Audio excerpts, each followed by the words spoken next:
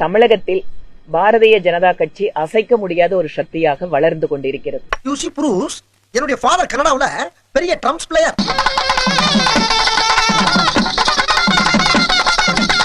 And one more thing, என் mummy western classic டான்ஸ்ல பெரிய மேஸ்ட்ரோ.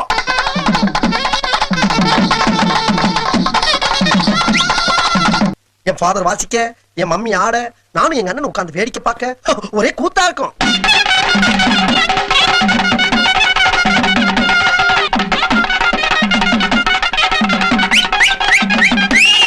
தமிழகத்தில் பாரதிய ஜனதா கட்சி அசைக்க முடியாத ஒரு சக்தியாக வளர்ந்து கொண்டிருக்கிறது. நீ சொன்ன வாக்கியத்தை தஞ்சாவூர் கோயில் கல்வெட்டுல வெட்டி வச்சிட்டு பக்கத்திலேயே நீ உட்கார்ந்துக்க. உனக்கு பின்னால வர்ற சந்ததிகள் அதை பார்த்து படிச்சு தெளிவா நடந்துக்குவாங்க. கடந்த பாராளுமன்ற தேர்தல்ல நீங்க இந்த ரிசல்ட்ட பாத்தீங்க.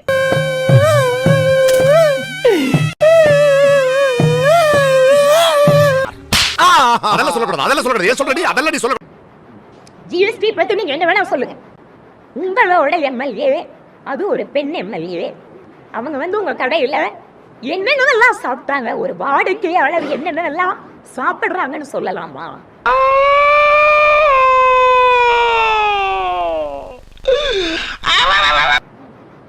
அது முறையா? உங்க ஹோட்டலுக்கு வந்து அடுத்த முறை 10 பேர்த்தோட யாராவது சாப்பிட வந்தா நீங்க அதையெல்லாம் பார்த்துட்டு இருப்பீங்களான்னு தோணாதா? எங்க எங்க ஆரம்பிச்சார்னா அனகொண்டாவே அழுதுரும் சார். வந்துட்டா வந்துட்டா வந்துட்டாயா, அது வந்துட்டா வந்துட்டா வந்துட்டாயா. எம்பூட்டு சகப்பா இருக்காண்டுவார். கலத பாடலதான் குளிப்பாளோ என்னமா?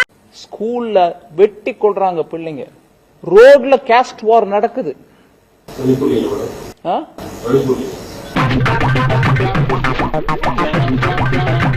நான் மணிப்பூரை பத்தி உங்களுக்கு பதில் கொடுக்கறேங்க. ஸ்கூல்ல வெட்டி கொள்றாங்க பிள்ளைங்க, ரோட்ல கேஸ்ட் வார் நடக்குது.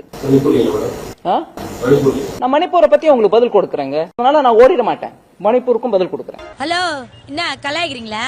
மூஞ்சியெல்லாம் நான் கலாச்சிட்டாலும் வாயில நல்லா வருது பாரு. மணிப்பூருக்கு செல்ல இன்னும் எனக்கு வழி தெரியவில்லை. பிரதமர் பிடி தாத்தா வருத்தம் தெரிவித்துள்ளார். நாங்க பாஞ்சு ஓடுற ஆளுங்க இல்ல.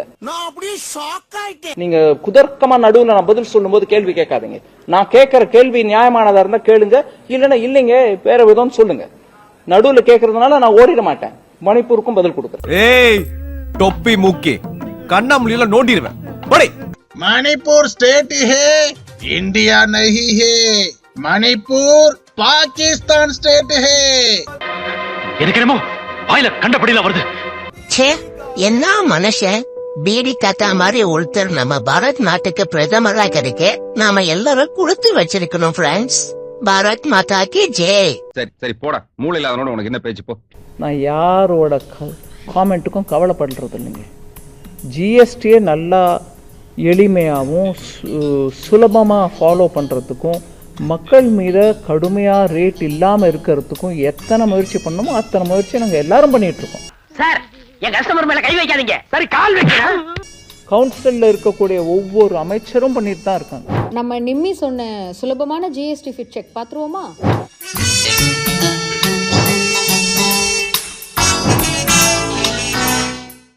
ஆரம்பிக்கும் போது நல்லா போய்கிட்டு இருக்கு, முடியும் போது ரொம்ப கவலைப்படுத்திடுறாங்களே. திருச்சி வேலுசாமி உங்ககிட்ட இருந்து கேட்க விரும்புறேன்.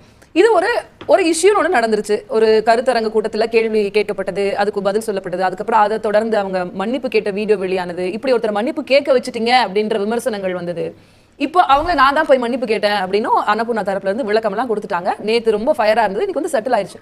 இப்படி சோறுங்கிறக்கு எவ்வளவு மானங்கட்டு போய் தெரிய வேண்டியிருக்கு தெரியுமா? பேசுறாங்க பேச்சு. இது ஒரு ஆட்சி அதிகாரத்தில் இருக்கிறவர்கள் பொதுமக்களிடம் எப்படி நடந்து கொள்ள வேண்டும் என்பது சம்பந்தப்பட்ட பிரச்சனை. ஏண்டா டேய், எனக்குன்னே வருவீங்களாடா? ஏன்ட்ட சரசம் பண்றக்கே ஓட்டாப்பே உங்களை பெற்றுறாங்களா? ஒரு ஆட்சியாளன் போடுகிற சட்டத்துல ஏதாவது பிரச்சனை இருக்கிறது என்று மக்கள் சொல்லுகிற போது அதை உள்வாங்கிக் கொண்டு அதில் நியாயம் இருந்தால் அதை சரிப்படுத்துவதற்கு தான் இதுன்னு சொல்லி ஒரு முதலமைச்சர் ஒரு பியூன்ட்ட எப்படி நடந்துக்கிட்டாருன்னு சொல்றேன். இதுக்கெல்லாம் யார் காரணம் தெரியுமா? நீங்க கருத்து கேட்பு கூட்டம் தானே கூட்டீங்க. ஜிஎஸ்டி என்ன பிரச்சனை தானே கேட்டாங்க. அந்த பிரச்சனையை அவர் சொல்றாருல்ல, சொல்ற பிரச்சனை தவறு என்றால் தவறுன்னு சொல்லணும், சரி என்றால் அதை சரி செய்யறேன்னு சொல்லணும். அதை விட்டுட்டு அதை முறைக்கிறது என்ன பிரயோஜனம்? எத்தனை பேர் பல்ல புடுங்கி சம்பாரிச்சிருப்பீங்க, இன்னைக்கு ஓ பல்ல புடுங்குற பார். எங்களுக்கு ஒரே ஒரு இஷ்யூ தான் மேடம், ஒரே பில்லுல ஒரு ஃபேமிலிக்கு டிஃப்ரெண்டா ஜிஎஸ்டி போட்டு கொடுக்கறது கஷ்டமா இருக்கு.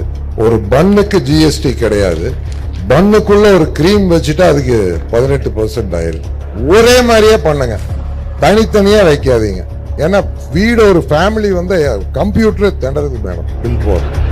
இந்த பாரு, இந்த நக்கலு நயாண்டி எடக்கு மடக்கு எகடாசி குத்தலு குசும்பலு இதெல்லாம் பொள்ளாச்சியில வச்சு புதைச்சிட்டு வந்துரு, தெரியுதுல்ல? சரிங்கண்ணா. அப்படி என்னங்க சொல்லிட்டாரு அந்த அன்னபூர்ணா ஹோட்டல் ஓனர்? நிதியமைச்சர் நிர்மலா அம்மா, நீங்கள் போட்டிருக்கிற ஜிஎஸ்டியால் எங்கள் கம்ப்யூட்டரே குழம்பி போயிடுது, அதனால இந்த ஜிஎஸ்டி வரியை ஒரு முறைப்படுத்துங்க அப்படி தான் கேட்டார்.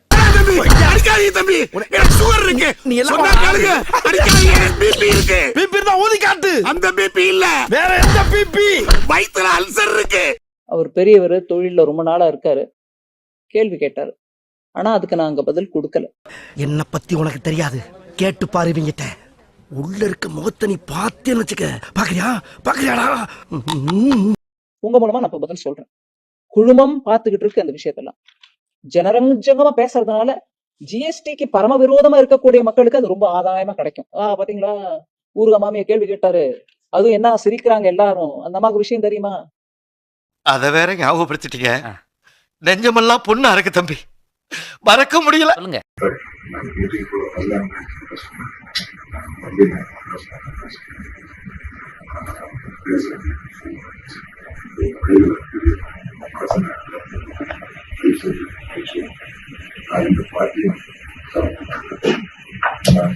ஜிஎஸ்டி வரியை ரத்து பண்ணுங்கன்னு கூட சொல்லலை.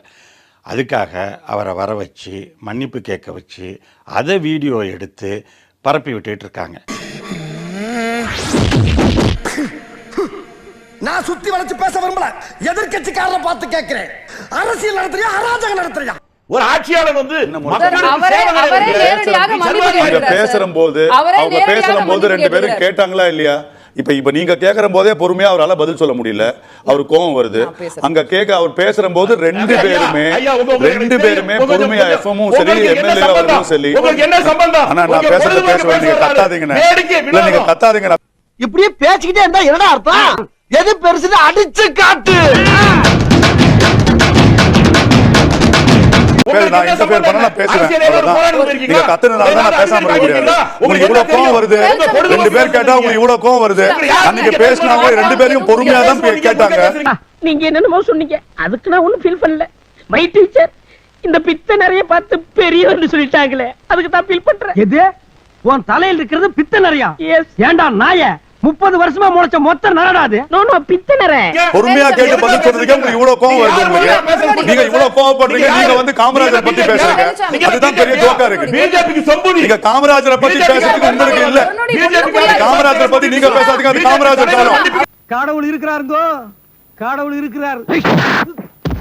நம்ம இந்த காலத்தை பத்தி பேசுறோம், நம்ம காமராஜர் காலத்தை பத்தி பேசல.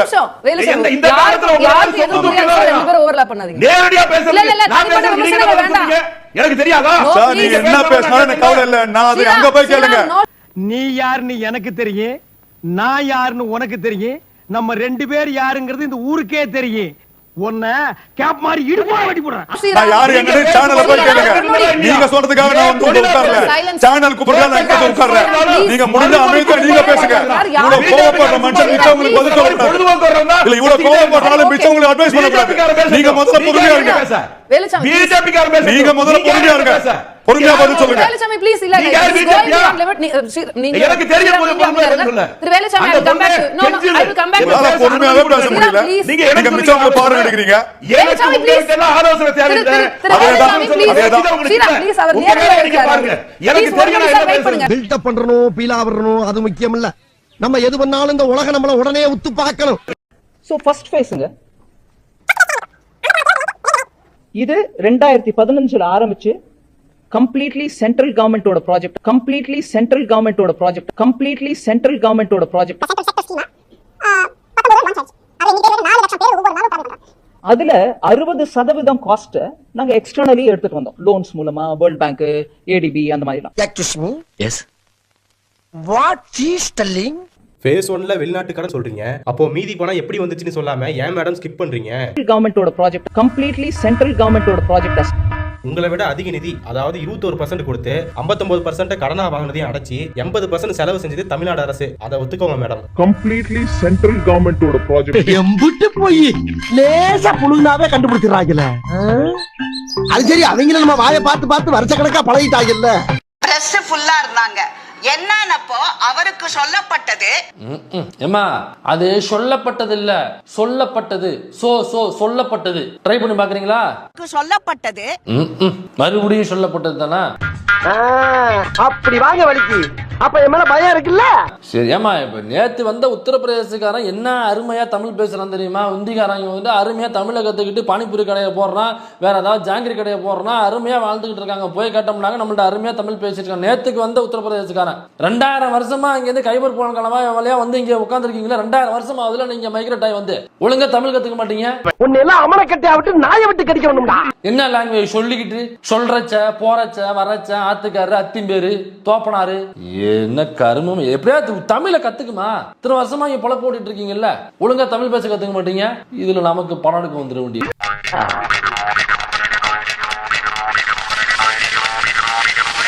இதுக்கு முன்னாடி எப்படி இருந்துச்சுன்னா, நம்ம வரி வாங்குவோம், சேல்ஸ் டாக்ஸ் அந்த சர்சார்ஜ் எல்லாம் நம்ம வாங்கி அவனுக்கு கொடுப்போம், நம்மளுக்கு போக எடுத்துக்கிட்டு. இந்த எடப்பாடி ஆட்சியில் இருந்தான்ல, எவன் ஒன்னா வரலாம் எவன் ஒன்னா போனான், கல் திறந்து தானே படுத்திருந்தான் எடப்பாடி. அவன் வந்தான் முதுகுல குத்தனா, சட்டத்தை பாஸ் ஆக்கிட்டான். இப்போ மொத்த பணத்தையும் அவன் வாங்கி வச்சு நம்மளுக்கு கொடுக்க மாட்டேன்றான். முடியாதுப்பா, உன் கூட குடும்பம் நடத்த நம்மளால முடியாது. இந்த ஆட்டோ கூட நீ வச்சுக்க, நான் குதிரை வண்டி ஓட்டியாவது பொழைச்சுக்கிறேன். சப்பா எம்மாடி. இதை கேட்டா சண்டைக்கு வராங்க. நிதி மந்திரியா இருக்கிறாங்க நம்ம மாமி, நிம்மி மாமி. அது சொல்லுது, என்ன ஏடிஎம் மிஷினா? நாங்க கொடுத்தா எங்க காசுல வயிறு வளர்க்குற நீ எனக்கு காசு கொடுக்க மாட்டேன். இந்த தேர்தல் வருது, நீ எப்படி ஏடிஎம் தானே கேட்ட? நீ ரிட்டையர்ட் ஆகி வீட்டில் உட்காந்து இருப்பில்ல, யாருக்கு பென்ஷன் கொடுத்தாலும் நிர்மலா சீதாராமனுக்கு பென்ஷன் கொடுக்காதேன்னு எங்கள் ராகுல் காந்திக்கு நான் லெட்டர் போடுவேன். நீ எப்படி சாப்பிட்றேன்னு நான் பார்க்குறேன்.